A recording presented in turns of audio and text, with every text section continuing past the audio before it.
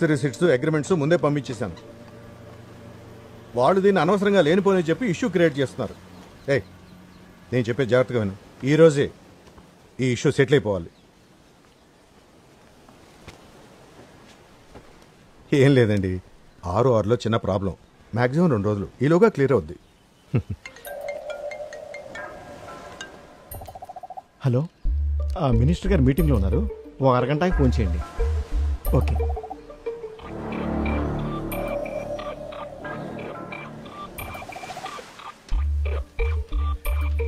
ఫస్ట్లోనే నేను మీ దగ్గరకు వచ్చి ఉండాల్సింది.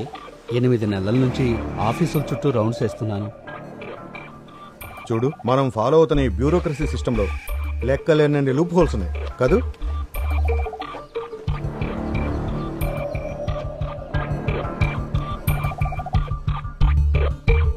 సార్ రండి, కూర్చోండి, తీయండి.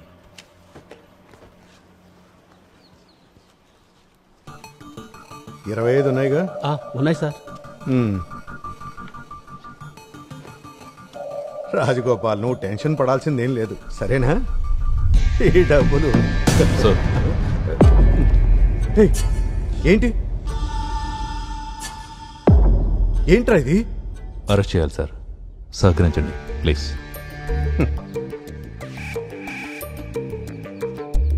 ఓ, industrial infrastructure corporation, TSRTC corporation, ఈ 2 ఖాళీగా ఉన్నాయి. చైర్మన్ పోస్ట్లో నీకు ఏది కావాలి చెప్పు. సీఎం గారికి అయితే కాల్ చేయకండి సార్, ఆయనకన్నీ తెలుసు. రెవెన్యూ మంత్రి ఎంజే సత్యనారాయణ అరెస్ట్. వైజాగ్ లోని గవర్నమెంట్ గెస్ట్ హౌస్ లో మంత్రిని విజిలెన్స్ అధికారులు అరెస్టు చేశారు. వరంగల్ కి చెందిన ఒక వ్యక్తి దగ్గర నుంచి లంచం తీసుకుంటూ రెవెన్యూ మినిస్టర్ రెడ్ హ్యాండెడ్ గా పట్టుబడ్డారు. విజిలెన్స్ డైరెక్టర్ స్వయంగా ఈ ఆపరేషన్ లో పాల్పంచుకున్నారు. ఈ అరెస్ట్ తో ఎంజే సత్యనారాయణ తన మంత్రి పదవి నుంచి 25 లక్షల రూపాయలు లంచం తీసుకుంటూ రెవెన్యూ మినిస్టర్ సత్యనారాయణ అడ్డంగా దొరికిపోయారు. మినిస్టర్ పర్సనల్ సెక్రటరీ మనోజ్ రవీంద్రను కూడా అధికారులు అరెస్టు చేశారు. విజిలెన్స్ డైరెక్టర్ అలెక్స్ నేతృత్వంలో ఈ అరెస్టులు కొనసాగాయి. సత్యనారాయణ మంత్రి స్థానాన్ని కోల్పోవటం ఖాయమైనప్పటికీ ఎమ్మెల్యేగా ఆయన రాజీనామా చేసే అవకాశం లేదని పలువురు విశ్లేషిస్తున్నారు.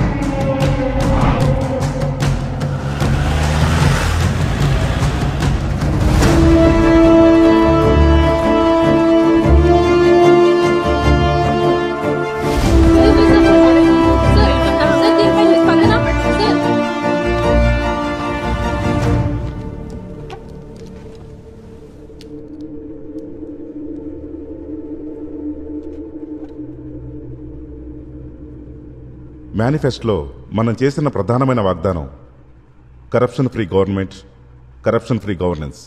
అది నిలబెట్టుకునే ప్రయత్నంలో భాగంగానే కొన్ని కఠినమైన నిర్ణయాలు తీసుకోవాల్సి వచ్చింది. అందులో ఒకటి సత్యనారాయణ అరెస్ట్. బాబీ సార్, సత్యనారాయణ గారు మంత్రి స్థానం మాత్రమే కోల్పోయారు. ఆయన ఇంకా ఎమ్మెల్యేనే, మాకు నాయకుడే. సత్యనారాయణ గారి సపోర్ట్ తోటే మీరు ఈ అధికారాన్ని అనుభవిస్తున్నారు. ఆయన ఒక్క మాట చెప్తే చాలు, ఆ నిమిషమే మేమంతా ఎమ్మెల్యేలుగా రాజీనామా చేస్తాం. తర్వాత ఒక్క ఎమ్మెల్యే సపోర్ట్ మీద ఆధారపడుతుంది మీ గవర్నమెంట్. చెప్పడానికి బాధగా ఉన్నా ఇది మాకు వెన్నుపోటుతో సమానం సీఎం గారు. ఇంతకంటే ఇంకేం చేయగలం గోపాలకృష్ణ? నువ్వే చెప్పు. ఆయన మీద రైడ్ చేయడానికి విజిలెన్స్ ఆఫీసర్స్ వస్తున్నారని ఫోన్ చేసి చెప్పాలా? ఏం మాట్లాడుతున్నాడు బాబు గారు? ఇలాంటి విషయాలు డీల్ చేయడానికి కొంచెం లోక జ్ఞానం, ఎక్స్పీరియన్స్ ఉండాలి. అది వదిలేసి ఏంటది ఓవర్ నైట్ సక్సెస్ అయిపోయి కీ పొజిషన్ లోకి వచ్చేస్తే ఇదిగో ఇలాంటివే జరుగుతాయి. సీఎం గారు, మనం ఇక్కడ నీతి న్యాయం అనుకుంటూ ముందుకు పోలేం. మన ప్రధాన లక్ష్యం అధికారాన్ని నిలబెట్టుకోవడం. ఇప్పుడున్న ఈ సంకీర్ణ ప్రభుత్వంలో ఒక చిన్న నిర్ణయం కూడా మనల్ని ప్రతిపక్షంలోకి నెట్టేయచ్చు. మనం ప్రతిపక్ష పొజిషన్ లో నుండే కదా రామచంద్ర అధికారంలోకి వచ్చింది. మన గవర్నమెంట్ అధికారంలో ఉండాలి, నువ్వు గవర్నమెంట్ లో ఉండాలి. నీ ఉద్దేశం అదేగా? బాబీ సార్, ఒక మాట అనే ముందు కొంచెం ఆలోచించండి. ఒక సీనియర్ నాయకుడికి మీరిచ్చే మర్యాద, గౌరవం ఇదేనా? ఎటు అవకాశం ఉంటే అటు మారటమే సీనియారిటీ అనుకుంటే నాకు ఈయన మీద మాటల్లో చెప్పలేనంత గౌరవం ఉంది. అర్థమైందనుకుంటా? బాబీ గారు, మీరు కొంచెం పద్ధతిగా మాట్లాడితే బాగుంటుంది. ఏం పద్ధతి గురించి మీరు మాట్లాడుతున్నారు? మీరు పార్టీ చెప్పినట్టు నడుచుకోవాలి, అది పద్ధతి. ఏంటి? ఆపండి, ఆపండి.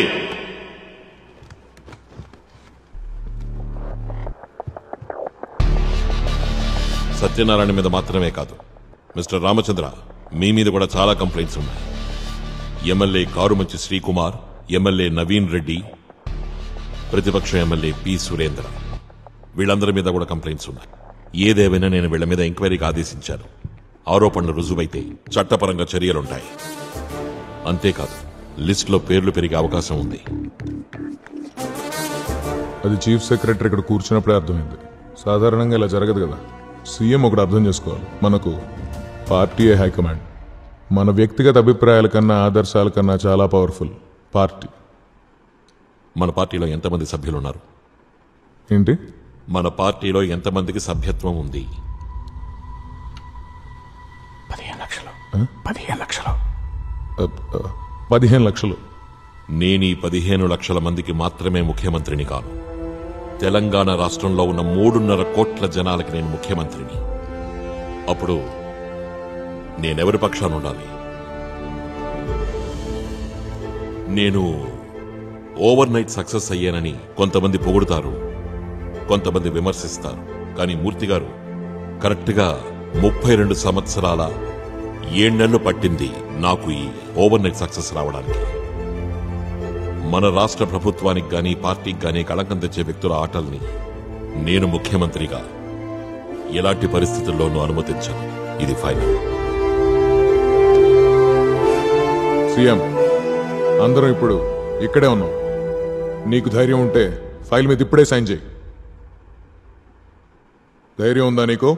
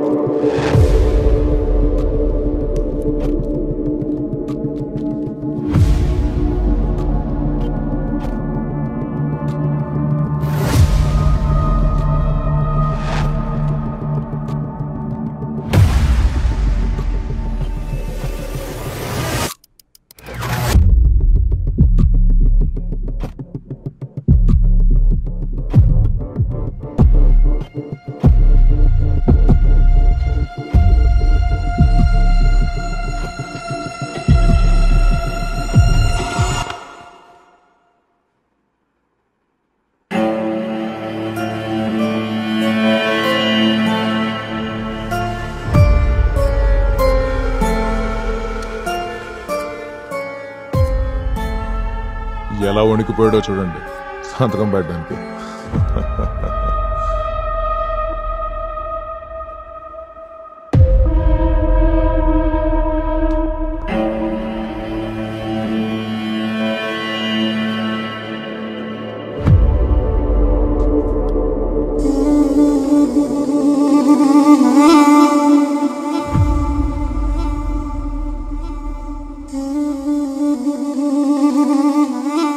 ఏంటి సార్? నా ఆఫీస్ సార్ అది 3rd ఫ్లోర్ కదా.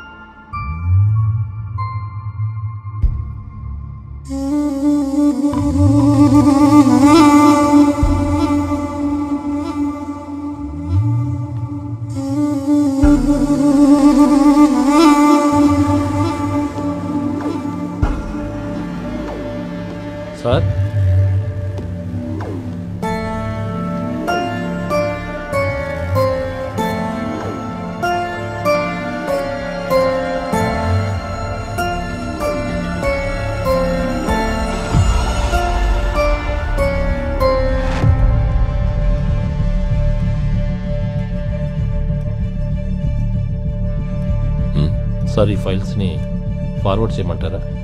చెప్తాను.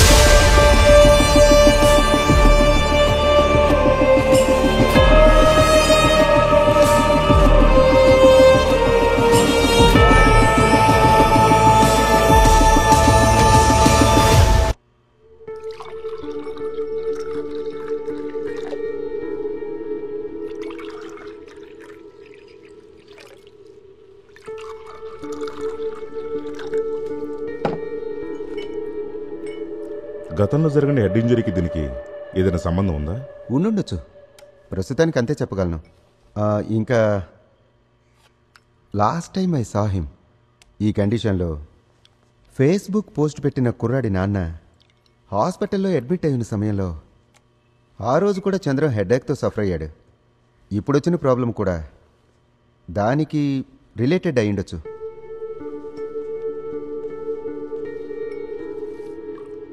రోజు తీసుకోవాల్సిన మెడిసిన్స్ని వారానికి ఒక్కసారి తీసుకుంటున్నాడు. అది వేరే ఎవరికో ఫేవర్ చేసినట్టుగా. ఇదిగో టీ తాగు.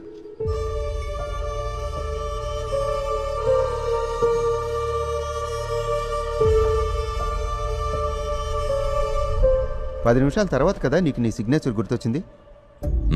It's significant duration. ఇలా ఇంకోసారి జరగకుండా మనం జాగ్రత్తలు తీసుకోవాలి.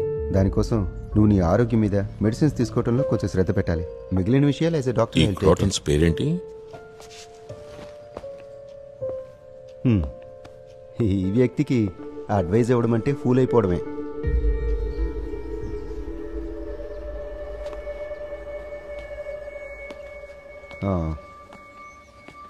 ఒక డీటెయిల్డ్ ఎవాల్యుయేషన్ చేయాలి. నువ్వు బిజీ అని నాకు తెలుసు. కాలేజీలో చదువుకుంటున్న కుర్రాడు వయసు కాదనేది. మనసు కోరుకుంటున్నట్టు శరీరం సహకరించాలి ఎప్పుడు కూడా. చంద్రం, నీ చుట్టూ ఉన్నవాళ్ళు నీకు అన్ని విషయాల్లో సహాయం చేయగలరు. కానీ నీ సొంత ఆరోగ్యం విషయానికి వస్తే నీకు నువ్వే సాయం చేసుకోవాలి.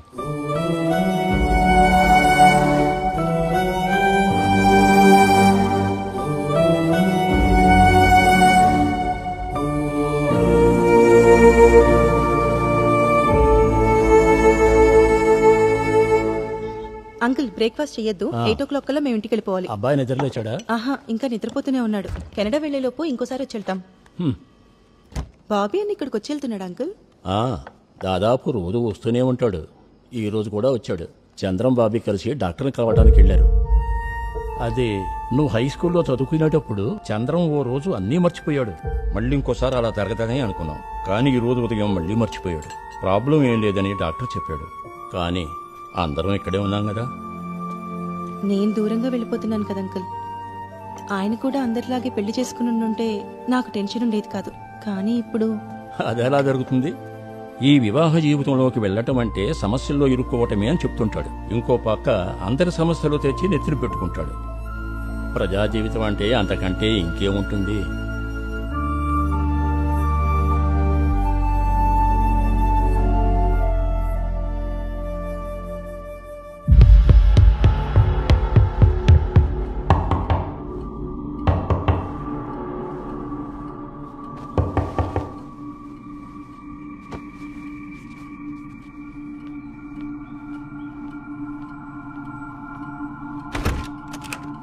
సార్, డీసీపీ గారు లైన్లో ఉన్నారు. ఈ రోజు ఉదయం 6 గంటల సమయంలో ఈ ఫ్లైఓవర్ కుప్పకూలింది. కూలింది. ఫ్లైఓవర్ కూలిన ఆ సమయంలో కింద ఉన్న రోడ్డు మీద ప్రయాణిస్తున్న అనేక వాహనాల్లో కొన్నిటి మీద ఈ ఫ్లైఓవర్ శిథిలాలు పడ్డాయి. ఇప్పటి వరకు 12 మంది మరణించారని మనకందిన సమాచారం. గాయపడ్డ 40 మందిలో 6 పరిస్థితి విషమంగా ఉంది. ప్రమాద స్థలంలో జిల్లా కలెక్టర్ గారి ఆధ్వర్యంలో సహాయక చర్యలు ముమ్మరంగా కొనసాగుతున్నాయి. ఈ బ్రిడ్జ్ నిర్మాణంలో భారీగా అవకతవకలు జరిగాయని, కోట్ల కొద్ది డబ్బు చేతులు మారిందని వార్తలు వస్తున్నాయి. జిల్లా కలెక్టర్ గారి ఆధ్వర్యంలో శిథిలాల తొలగింపు, బాధితులను కాంక్రీట్ పునరుద్ధరించే ప్రక్రియ ఇంకా కొనసాగుతుంది.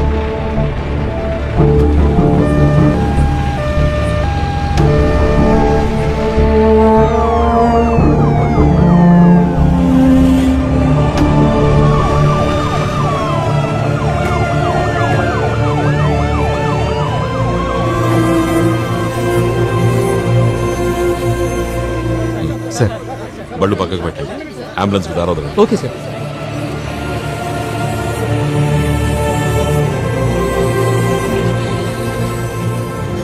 సార్, 2 మనుషులు ఆన్ ది స్పాట్ మరణించారు. Around 4 to 5 people are seriously injured. Total గా 25 to 30 casualties, sir, including children. Force అవసరమైతే వెంటనే రప్పించండి. వాళ్ళు ఆంది సార్. సార్, ఈ బ్రిడ్జి నిర్మాణం మీ హయాంలోనే జరిగింది. దీని గురించి మీరు ఏమంటారు సార్? చెప్పండి సార్. ఈ హాస్పిటల్ నిమ్స్ హాస్పిటల్కి తీసుకెళ్లారు సార్.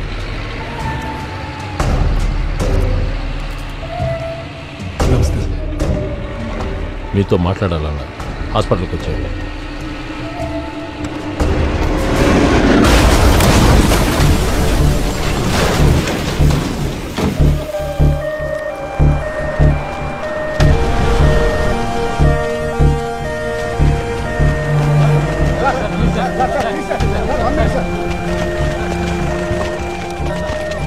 సార్, ఈ ఫ్లైఓవర్ కొలాప్స్ కి మీరు రెస్పాన్సిబిలిటీ తీసుకుంటారా సార్? ఫ్లైఓవర్ కాంట్రాక్టర్ మీ బినామీ అంటున్నారు నిజమేనా సార్? సీఎం మిమ్మల్ని రిజైన్ చేయమని అడిగారా? యాక్సిడెంట్ విక్టిమ్స్ ని ఇంకా తీసుకొస్తూనే ఉన్నారు సార్. చాలా మంది సీరియస్ గా ఇంజూర్ అయ్యారు. ఓ 2 ఎమర్జెన్సీ సర్జరీ కోసం షిఫ్ట్ చేశాం సార్.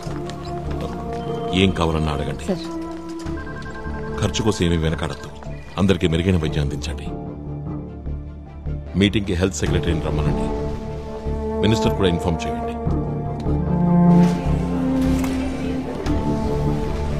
మీ ఎమ్మెల్యే ఫండ్ కూడా ఫ్లైఓవర్కి యూజ్ చేశారు కదా? అవును సార్. ఆ పేపర్ వర్క్లోనూ యూజ్ చేసిన మెటీరియల్స్లోనూ చాలా ఇష్యూస్ ఉన్నాయి. లేదు సార్, యాక్యురేట్గా ఉన్నాయి పేపర్ వర్క్ మెటీరియల్స్ అన్ని. మరి 3 అంతుల ఇసుక 7 అంతుల సిమెంట్ కలిపితే ఎందుకు కూలిపోయింది రాజా? ఈ ఫ్లైఓవర్ కన్స్ట్రక్షన్ లో నువ్వు చేసిన అవకతవకలపై ఇంటెలిజెన్స్ రిపోర్ట్ నాకు నిన్నే అందింది. నేనేదో ఒక యాక్షన్ తీసుకునే లోపే 3 కోట్లు ఒక ఫ్లైఓవర్ కన్స్ట్రక్షన్ లోనే తినేసావంటే మాట్లాడద్దు. కావలసినంత ఎవిడెన్స్ ఉంది నా దగ్గర. బాబీ గారు, ఏదైనా క్రైసిస్ వచ్చినప్పుడు ఒకరికొకరు సపోర్ట్ గా ఉండాలి కదా. మరణించిన వాళ్ళ కుటుంబానికి, గాయపడ్డ వారికి నష్టపరిహారం చెల్లించి ఈ విషయాన్ని అక్కడితో వదిలేస్తాననుకోకు. ఎమ్మెల్యేగా నువ్వు రాజీనామా ఇవ్వు. సీఎం గారు ఏంటిది?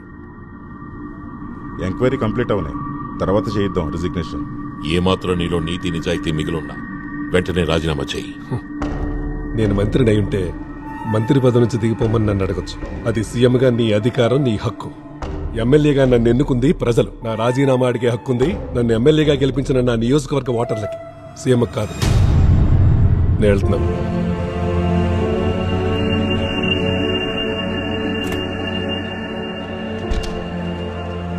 నువ్వు కొంచెం ప్రాక్టికల్గా ఆలోచించాలి. కొద్ది రోజులు వెయిట్ చేస్తే ఏంటి ప్రాబ్లం? కల్ప్రిట్ అని తెలిసిన తర్వాత కూడా ఇంకా వెయిట్ చేయడంలో అర్థం లేదు. దానివల్ల వాడికే బెనిఫిట్. నువ్వు చాలా సేఫ్ పొజిషన్లో ఉన్నావు. ఏ నిర్ణయం అని నిస్సంకోచంగా తీసుకునే ప్రివిలేజ్ ఉంది. అందుకే నీతి న్యాయం అని గట్టిగా మాట్లాడుతున్నావు. కానీ ఇలాంటి వాళ్ళందరినీ నీకు అనుకూలంగా ఉంచటం నా జాబ్. చాలా కష్టమైన జాబ్. సత్యనారాయణ అరెస్ట్లో నేను నీకు సపోర్ట్గా ఉన్నాను. ఆయన్ని, ఆయన ఎమ్మెల్యేలందరినీ మనతోనే ఉండేలా చేయడానికి నేను ఎంత కష్టపడ్డానో నీకు తెలియదు. ఒక్క విషయం గుర్తుంచుకో చంద్రం, ఏ నిర్ణయమైనా 1-2 సార్లు ఆలోచించి తీసుకో. అది పార్టీకి కానీ, పార్టీ మనుగడకి కానీ ఆ నిర్ణయం వల్ల ఎలాంటి ఇబ్బంది ఏర్పడినా నేను నీకు తోడుగా నిలబడలేను.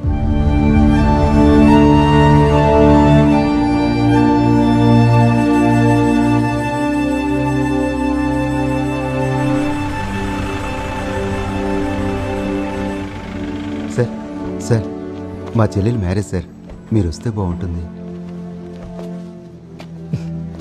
ఇప్పుడంటే ఆయన్ని పిలిచేది?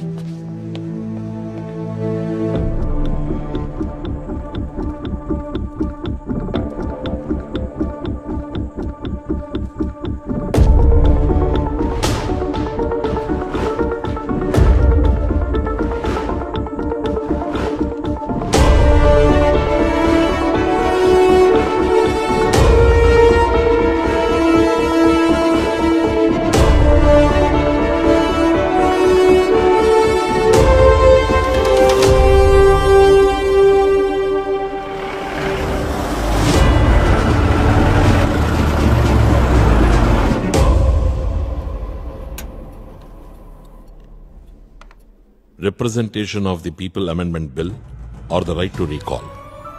తమ నాయకుడి పనితీరు సంతృప్తిగా లేకపోతే 5 సంవత్సరాలు కంప్లీట్ అవ్వడానికి ముందే ఆ నాయకుడిని రీకాల్ చేసే అవకాశం ఓటర్లకు ఉండాలి. ఒక నియోజకవర్గంలో 50% లేదా అంతకంటే ఎక్కువ మంది ఓటర్లు తమ ప్రతినిధికి వ్యతిరేకంగా స్పీకర్కి పిటిషన్ ఇస్తే ఎలక్షన్ కమిషన్ సహకారంతో మళ్లీ అక్కడ ఎలక్షన్ జరపాలి.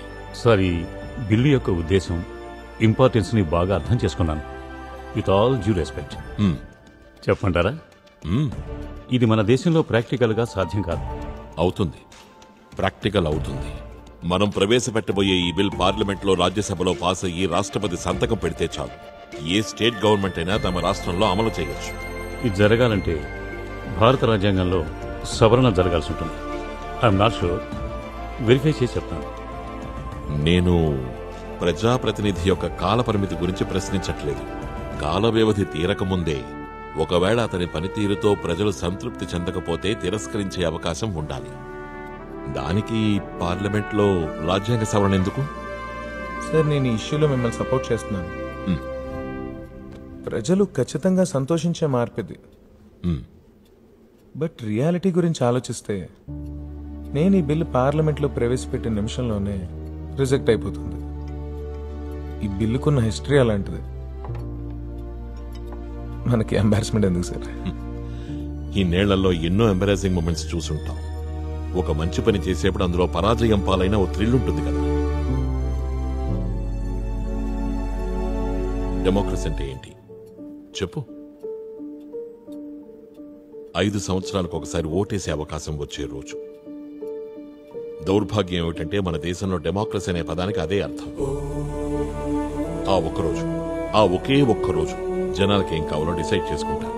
ఆ రోజు తర్వాత జనాల్ని ఓట్ల కోసం అర్థించిన నాయకుల భాష మారుతుంది, రూపం మారుతుంది. అధికారం ఉందన్న అండతో ఆ 5 సంవత్సరాలు వాళ్ళు చెలరేగిపోతారు.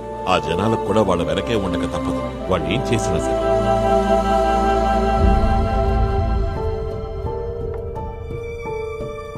ఇంతసేపు మనం మాట్లాడుకున్న విషయాలన్నీ మన ముగ్గురు మధ్య ఉండాలి. 4వ వ్యక్తికి ఇవేం తెలియకూడదు.